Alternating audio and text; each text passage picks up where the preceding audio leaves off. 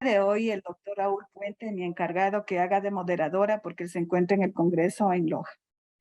Vamos a continuar con nuestro programa de certificación. Les presento a la licenciada Joana Paredes, quien es enfermera del Servicio de Quimio Ambulatoria, y el día de hoy nos va a presentar tratamiento hormonal en el manejo del paciente oncológico, y su tutora es la doctora María José Muñoz. Bienvenidas.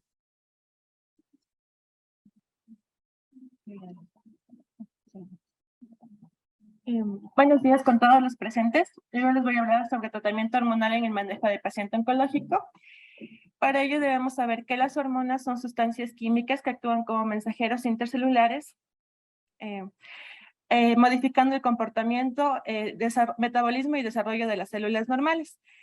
El estrógeno, progesterona, andrógenos son ejemplos de las hormonas. El objetivo de la terapia hormonal es evitar que el cuerpo produzca la hormona, evitar que la hormona se adhiera a las células cancerígenas o alterar la hormona para que no funcione como debería. La terapia hormonal se puede utilizar para tratar cierto tipo de cáncer al detener o desacelerar su crecimiento, como es en el cáncer de mama, próstata, endometrio, ovario o algunos tumores endocrinos. En el caso del cáncer de mama, se debe tomar en cuenta que si es un cáncer de mama positivo o un cáncer de mama negativo. Eso se hace mediante un estudio inmunohistoquímico, que es la coloración del tejido fresco congelado que se obtiene previo a una biopsia, y con la escala de el score, que es para la evaluación que genera un cierto de puntajes. O sea, hay ciertos patronos donde el médico le va a dar un puntaje. Si es de 0 a 2, este va a ser un cáncer de mama negativo. Si es de 2 a 8, va a ser un cáncer de mama positivo. Con eso entendemos que el cáncer de mama positivo tiene receptores de estrógeno, receptores de progesterona y receptores de progesterona y estrógenos, por lo que un tratamiento hormonal va a ser viable. En el cáncer de mama se puede dar en distintos momentos del tratamiento. Como tratamiento neoadyuvante es cuando, antes de iniciar su tratamiento local, como una cirugía, para que el tumor sea más pequeño y si hay compromiso o daño de los ganglios axilares, es para que la cirugía sea más sencilla y con menos agresividad.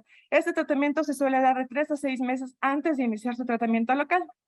Como tratamiento adyuvante, este tratamiento se va a administrar luego de que el paciente termine su tratamiento local, ya sea de cirugía, radioterapia y o quimioterapia, para evitar el riesgo de recaída de la enfermedad.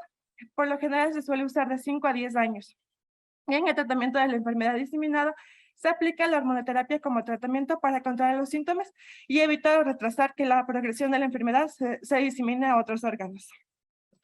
Para ello contamos con varios fármacos, como lo son los moduladores selectivos de los receptores de estrógeno. Estos van a actuar como antagonistas, es decir, van a bloquear la función del estrógeno ante la célula tumoral. Se utiliza como medicamentos en el hospital de base el tamoxifeno, que viene de presentación de 10 y 20 miligramos. También se puede utilizar el raloxifeno de 60 miligramos. Estos medicamentos son de vía oral. Por lo general son de una sola toma. Se debe educar al paciente que tiene que tomarlos con comidas en un solo horario. Establecer un horario. Si el paciente se olvida de la toma de la medicación, al día siguiente no puede duplicar la toma. Tiene que suprimir esa toma y continuar con la toma que le corresponde. También es importante que sepamos el historial médico del paciente. Si el paciente está tomando anticoagulantes o tiene riesgo de formar coágulos sanguíneos, esta medicación está contraindicada, ya que aumenta el riesgo de formar los coágulos. Los efectos adversos que pueden generar son dolores osteoarticulares, irritabilidad, disminución del líbido, sofocos, sequedad vaginal, insomnio, y a largo plazo puede presentar cáncer de endometrio, trombofibritis de miembros inferiores, alteraciones visuales y cataratas. Por eso es importante educar al paciente que tenga controles periódicos con distintos especialistas como ginecólogo, oftalmólogo, para evitar estas complicaciones y que mantenga una actividad física, que no promueve sedentarismo, para evitar lo que son las trombofibritis. Estas medicaciones se dan más en mujeres premenopáusicas, ya que sus ovarios están funcionales. También tenemos los inhibidores de la aromatasa. Esto disminuye la producción de estrógenos, ya que actúa a nivel del tejido adiposo. La enzima aromatasa ya no va a transformar ciertas hormonas en estrógenos. Se utiliza la exemestana de 25 miligramos, anastrozol de 1 miligramo y letrozol de 2.5 miligramos. Esta medicación es igual vía oral, se puede tomar con o sin comidas y el paciente debe establecer un horario fijo. Si se olvida la toma, no puede duplicar la toma, y también se debe conocer que interaccionan con anticonvulsivantes y antidepresivos. Por lo que, si el paciente está tomando esa medicación, el médico deberá suspender o buscar otro tratamiento más adecuado para el paciente. Esta medicación se utiliza más en mujeres posmenopáusicas, donde sus ovarios ya no están tan funcionales, ya que disminuye la producción de estrógenos. Los efectos secundarios que se van a dar son relacionados a la menopausia, dolores osteoarticulares, rigidez articular, tenosivitis dolorosa, disminución del líbido, sequedad vaginal, sofocos, insomnio, depresión y osteoporosis. Otro de los medicamentos que se utilizan son los antagonistas de los receptores del estrógeno, que igual actúan bloqueando la función del estrógeno entre la célula tumoral, y se utiliza más en tratamientos que la enfermedad ha sido diseminada. La medicación que se utiliza en el hospital es el fulvestrant, que es en presentación de 250 miligramos en 5 ml. Se administra por vía intramuscular en el glúteo, y su administración debe ser lenta, de 1 a 2 minutos, ya que es un líquido oleoso y genera bastantes molestias en el paciente. Los efectos secundarios que se presentan son sudoración nocturna, dolor de cabeza, náusea leve, sofocos, dolor en el sitio de inyección y dolor en los huesos. En el cáncer de próstata, lo que se va a utilizar son los antiandrógenos, que actúan bloqueando la actividad de los andrógenos, que son los que dan los caracteres propios en el sexo masculino. Se utiliza la apalutamida de 60 miligramos, enzalutamida de 80 miligramos, la darolutamida de 400 miligramos, bicalutamida de 150 miligramos, la flutamida de 250 miligramos y la nilutamida de 50 miligramos. Todos estos medicamentos se toman por vía oral, no pueden ser fraccionados ni triturados. En contraindicaciones con alimentos no tiene ninguna, a excepción de la darolutamida, que se recomienda que el paciente no consuma jugo de naranja ni la fruta de toronja, ni la fruta en sí, ya que eso hace que el medicamento pase más tiempo en el torrente sanguíneo y no se haga su debida absorción. También está contraindicado en pacientes que están tomando antidepresivos o anticonvulsivantes. Los efectos secundarios son dolor de huesos, problemas para orinar. También se puede utilizar los inhibidores de la proteína CYP17, como la abiraterona de 250 miligramos, que se toma vía oral en ayunas, y el ketoconazol, por lo general es de 400 miligramos cada 8 horas, para inhibir la producción de testosterona.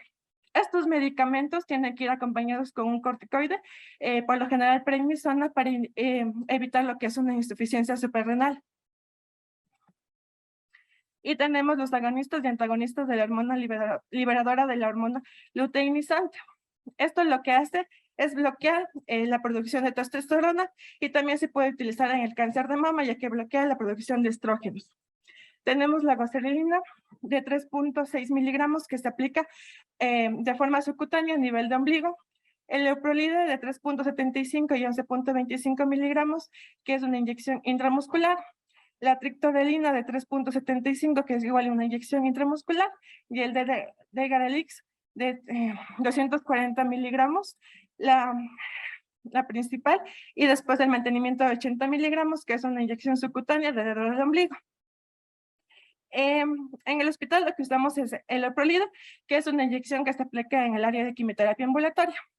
El paciente va con su indicación médica y nosotros hacemos la gestión de la medicación. Una vez que llega la medicación al área, se toman las constantes vitales al paciente y se diluye la medicación.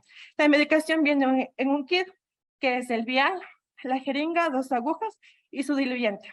El diluyente no puede ser reemplazado por agua estéril o por otro tipo de solución, tiene que ser diluido propiamente con el diluyente que viene en el kit, o si no la medicación va a perder su efecto. Antes de administrar la medicación, se diluye con el vial no debe ser agitado bruscamente, tiene que ser diluido con movimientos envolventes en forma de 8, y más o menos se demora de 1 a 2 minutos en que la medicación sea homogénea. Se aplica los días correctos de la administración de la medicación. Es una inyección intramuscular a nivel de glúteo y se educa al paciente sobre los efectos adversos que puede presentar, que van a ser los mismos tanto como los antiandrógenos, inhibidores de la CYP17, como los de la hormona luteinizante, que es la reducción del tamaño de los testículos y el pene, sensaciones repentinas de calor, dolor al palpar los senos y crecimiento del tejido mamario, reducción o ausencia del deseo sexual, disminución de la agudeza mental, osteoporosis, disfunción eréctil, anemia, aumento del peso, pérdida de la masa muscular, cansancio, aumento de los niveles de colesterol y depresión. Por eso hay que educar al paciente y orientarlo para que pida una interconsulta de psicología y si está en pareja para que acuda, ya que muchos de los problemas se presentan en la intimidad. También se puede utilizar la terapia hormonal en el cáncer de endometrio con los moduladores selectivos de receptores del estrógeno, como el tamoxifeno, que les había mencionado, los inhibidores de la orotomasa, como el exemestano, y los agonistas de la hormona liberadora luteinizante, como el leprolida. Los efectos secundarios que más se presentan son ganancia de peso, apetito, incremento de riesgo de las complicaciones tromboembolíticas. También se puede utilizar en los tumores de ovario, como lo son los moduladores selectivos del receptor estrógeno y los inhibidores de la aromatasa. Los efectos secundarios son adelgazamiento de los huesos, sensación repentina de calor, dolor en los músculos y articulaciones. Los tumores neuroendocrinos, estos se dan a partir de las células neuroendocrinas que tienen una estructura similar a las células nerviosas. Son poco comunes, pero se pueden dar en distintas partes del cuerpo, como lo es el apéndice, intestino delgado, páncreas, recto y pulmones. Para esto se utilizan los análogos de la somatostatina, que es una proteína similar a la que tenemos, que es la somatostatina, y lo que hace es inhibir el crecimiento del tumor. Se utiliza el octatrida, que igual es una medicación que colocamos en el área de quimioterapia ambulatoria. Esta medicación tiene cadena de frío. El paciente va con su indicación, se hace el trámite de la medicación y cuando llega se toma las constantes vitales y se diluye la medicación. Viene un kit, que es el vial, el capuchón para la dilución, su diluyente, que igual no puede ser diluido con otra sustancia que no sea su propio diluyente. Esta medicación se tarda un poco más en diluir, que es de 5 a 15 minutos. Tiene que estar bien diluida y no se debe agitar el vial en forma de 8.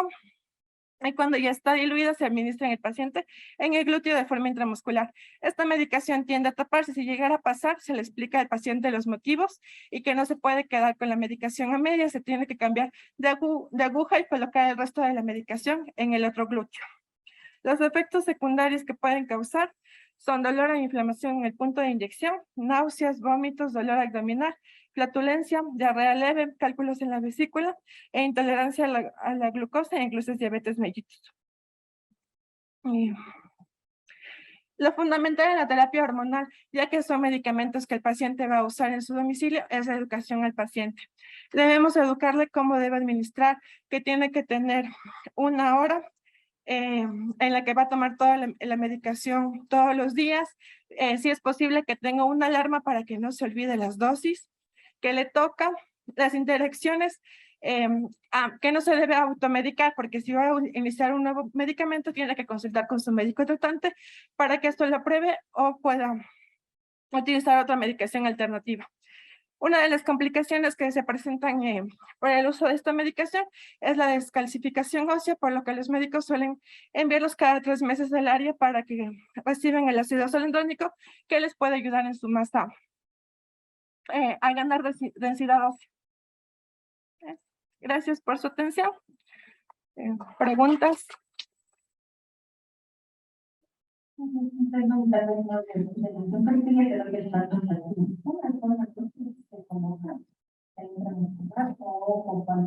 Del octatride.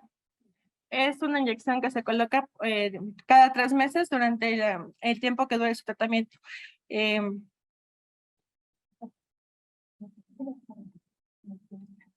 Sí. Bueno, a ver, hay que recordar que el Procuración es un medicamento que lo podemos utilizar de 2 maneras. Sí. Hola.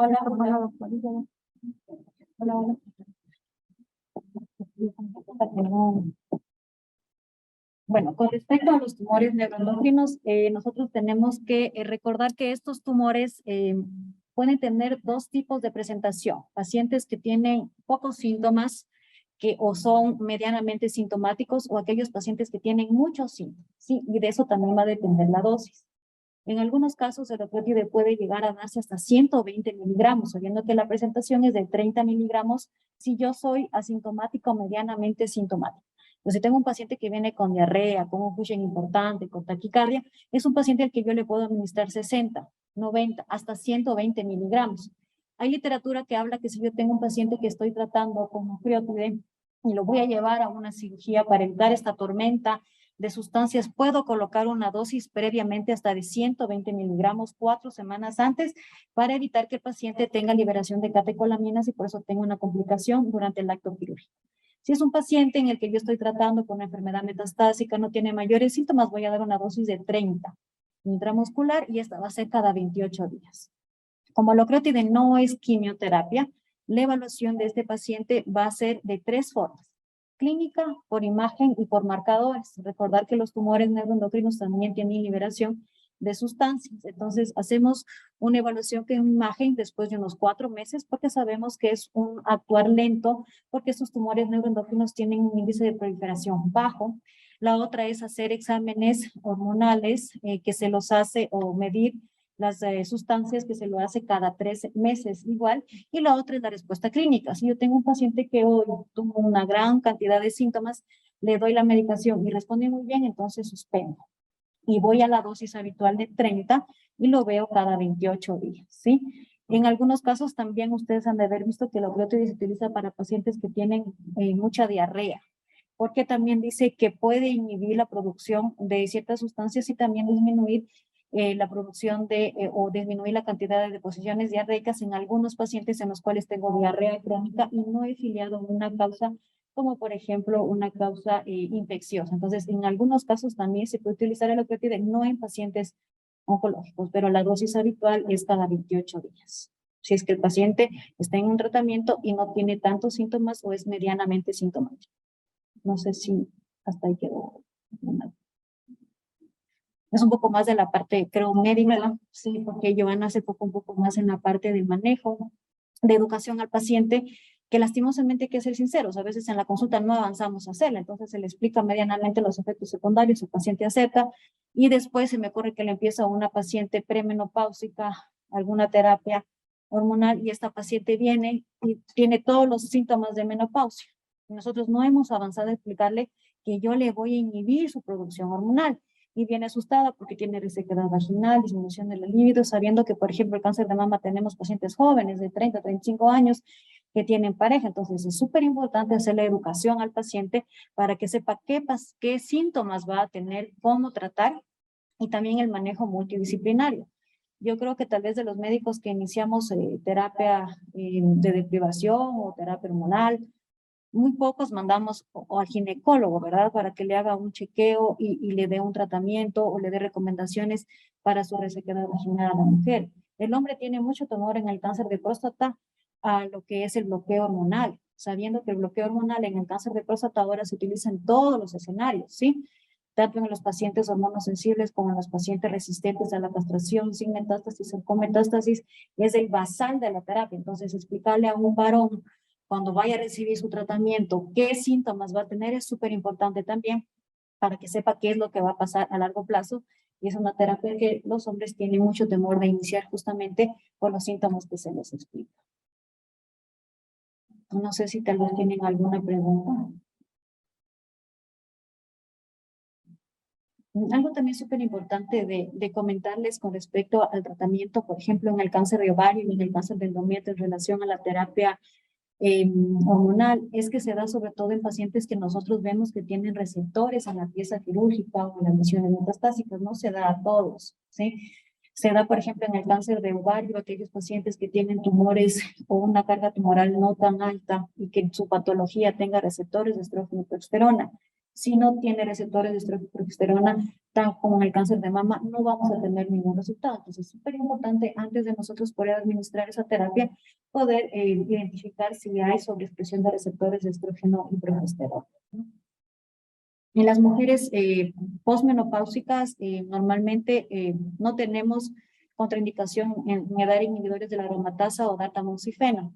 En las mujeres perimenopáusicas hay que tener la precaución de que si yo voy a utilizar, por ejemplo, Semestane, tengo que hacer un bloqueo. Por eso es que a las pacientes que utilizan el Semestane o letrozol, les hacemos o les adicionamos leuprolide, porque esa paciente tiene que entrar en estado menopáusico para evitar la producción en otros sitios de hormonas. ¿Sí? Entonces no es como el tamoxifeno, que sabemos que se va a adherir a los receptores y va a evitar que así haya producción todavía hormonal, va a evitar que esas células tumorales lleguen a crecer porque se va a unir al receptor el medicamento. Entonces, siempre hay que tomar en cuenta, y es súper importante lo que dijo Joana, cómo actúan los medicamentos para nosotros poder saber qué más tenemos que adicionar al paciente. Entonces, si ustedes tienen una paciente de 30 años de edad o que es premenopáusica, tiene un cáncer de mama y le estamos dando Semestane, necesariamente esa paciente va a tener que o hacerse una castración, o sea, sacarse los ovarios, recibir radioterapia a nivel de ovarios o hacer una castración química, que en este caso, como lo dijo, lo hacemos con leuprolide. Entonces, es súper importante el poder conocer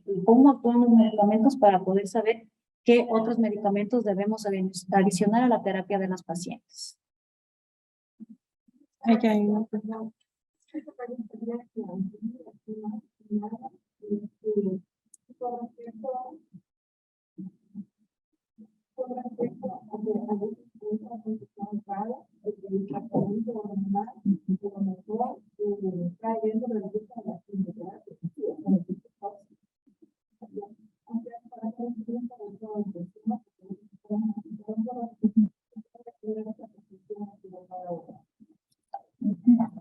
Claro, o sea, como lo mencionaba Joana, no tiene nada que ver con la parte, por ejemplo, como hablábamos la primera clase de quimioterapia del ciclo celular, o sea, no va a actuar a nivel del ciclo celular, va a actuar dependiendo del grupo de medicamentos que tengamos o en los receptores de las células directamente, conjugándose con estos receptores, o inhibir la producción de las hormonas. Entonces, bajo ningún contexto es un citostático, no es un medicamento, incluso por eso les decía que la evaluación no se hace tan rutinaria como en la quimio, que sé que en 3 meses voy a tener respuesta, más bien es una respuesta un poco más lenta.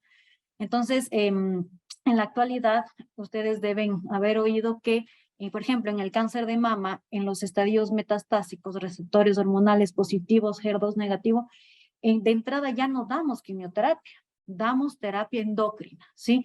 Y adicional a qué? Adicional a los inhibidores CDK4/6. ¿Por qué hacemos esta combinación? Porque los inhibidores CDK4/6 sí actúan en el ciclo celular, ¿sí? A pesar de que no son quimioterapia, pero tienen justo su forma de actuar en el ciclo celular, más la combinación de la terapia endocrina que va a los receptores. Entonces, sabemos que tenemos como un doble bloqueo en estos pacientes. Entonces, realmente la terapia endocrina, tanto su actuar como su respuesta, es muy diferente a la quimioterapia. La evaluación correcta debe hacerse entre los 4 o 6 meses de haber iniciado la terapia endocrina. Y, por ejemplo, en los pacientes en los cuales, como bien dijo Joana, se puede hacer neoadyuvancia, cuando tienen un score de ARED muy alto, en el cual hay receptores de estrógeno y progesterona 100%, 80%, 90%, y el patólogo nos dice tiene un ARED 9. Entonces, yo sé que si ese paciente tiene 80 años y le voy a llevar una cirugía y tiene contraindicación para la quimioterapia, yo puedo hacerle neoadyuvancia, es decir, bajar la carga tumoral para después llevar una cirugía. Y la recomendación, por ejemplo, en este caso es mínimo 6 meses. Entonces, sí tiene una respuesta más lenta porque tiene una forma de actuar diferente a la quimioterapia. Eso me gusta. Ahí está. Tienen el micrófono, no sé. ¿Se escucha? Estaba medio súper heavy.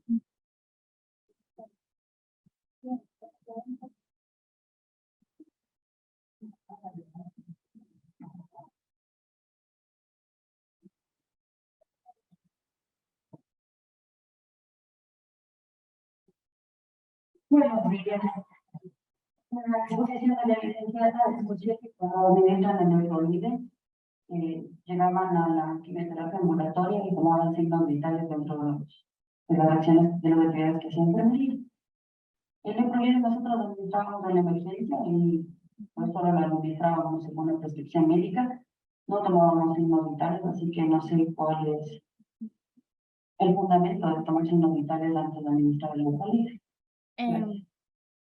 Con respecto a su... Así antes nosotros tampoco lo salíamos a hacer, pero hemos estado mejorando en ciertos aspectos y como una función primordial son las constantes vitales, ya que llegan pacientes hipertensos con la frecuencia cardíaca fuera de los rangos. Entonces eso nos hace valorar al paciente.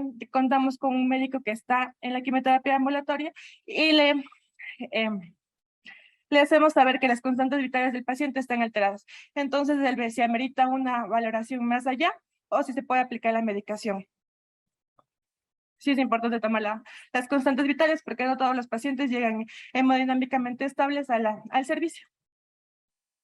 Un poco para complementar lo que dice Joana, hay que recordar que nosotros estamos procurando tener una mejor calidad de atención. Y al tener una mejor calidad de atención, eso nos obliga a tener ciertos estándares en nuestra atención médica como de enfermería. Entonces, las constantes vitales básicamente las deberíamos tomar por el mismo hecho de saber que un paciente va a recibir un tratamiento. No debemos jamás minimizar un medicamento. Se me ocurre que también yo puedo decirle una locreatide, pero no, realmente yo pienso que para tener una calidad de atención y procurar evitar complicaciones en los pacientes, cualquier medicamento debe tener una constancia de signos vitales, más aún si va a un servicio adicional, porque nosotros en la consulta lo podemos hacer, va el paciente y le autorizamos, si se me ocurre que el paciente comienza con hipotensión o alguna otra situación, empieza con hipertensión arterial, y eso nos va a permitir poder identificar alguna complicación en el paciente en ese momento y enviarlo a la emergencia. Entonces, creo que como parte también de la calidad de atención, esta iniciativa de la quimioterapia ambulatoria es una buena iniciativa frente a cualquier medicamento que el paciente vaya a recibir. Entonces, no sobre el medicamento, sino por tratar pacientes que necesitan atención médica, más ¿verdad? Pero sí para el medicamento, por efectos de medicamento, según lo que entiendo, no. ¿No es cierto? Porque si no sería de tomar signos vitales antes y después de administración del medicamento, y este medicamento no es de liberación, es de liberación prolongada. Sí, pero entonces para cortar pacientes con sus posibles complicaciones, y claro, con lo que usted dice, mejorar la atención en todo el servicio, en todos los servicios, y que el paciente tenga una mejor calidad de vida. Sí, lo que pues sucede también es que hay que recordar que hay algunos efectos cardiovasculares del Leprolide, por ejemplo. Puede causar prolongación de QT, arritmias cardíacas. Entonces, por eso también es importante tomarlos, no solo por tratar al paciente, sino también por ver si el paciente tiene alguna complicación. Se me ocurre que hoy le ponemos el Leprolide, tiene una frecuencia cardíaca normal y viene de aquí a los 3 meses con un problema cardíaco. Entonces, podría ser que la causa de ese problema cardíaco también es el Leprolide. Entonces, es súper importante por la vigilancia también, como sabemos que estamos haciendo vigilancia de medicamentos, como por poder identificar efectos secundarios también la de la medicación, poder tomar los signos vitales y ofrecer una calidad de atención adecuada al paciente. Esos 3 pilares fundamentales considero yo que es en lo que se ha basado Joana y la quimioterapia ambulatoria para tomar los signos vitales en los pacientes antes de colocar la medicación.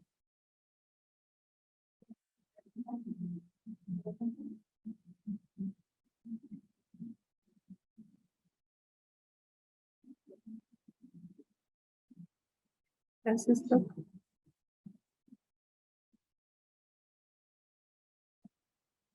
Desanimar.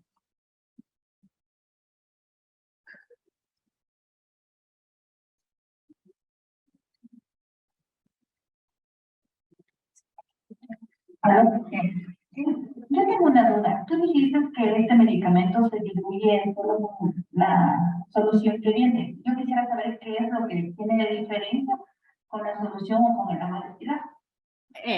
La medicación que viene es un kit previamente preparado, entonces ya viene su vial con el diluyente propio de la medicación. Tiene sus componentes, entonces no se puede diluir, porque al usar la agua destilada o agua estéril, lo que va a hacer es inactivar la acción de la medicación.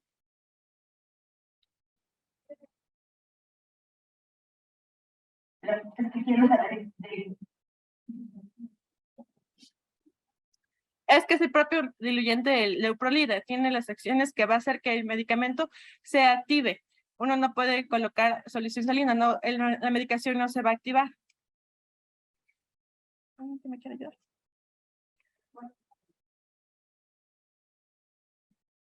No, todos vienen con su kit.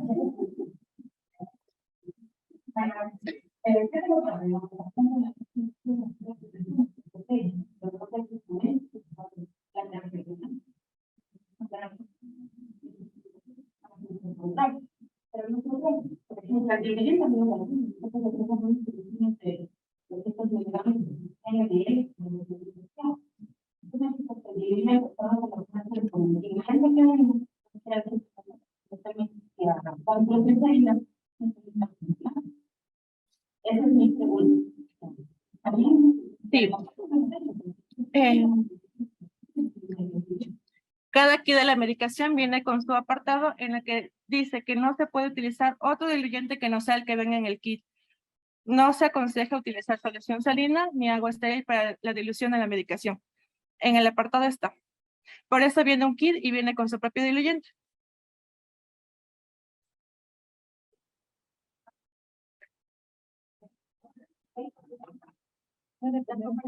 A ver, chicas, aquí a lo mejor aclarar un poquito.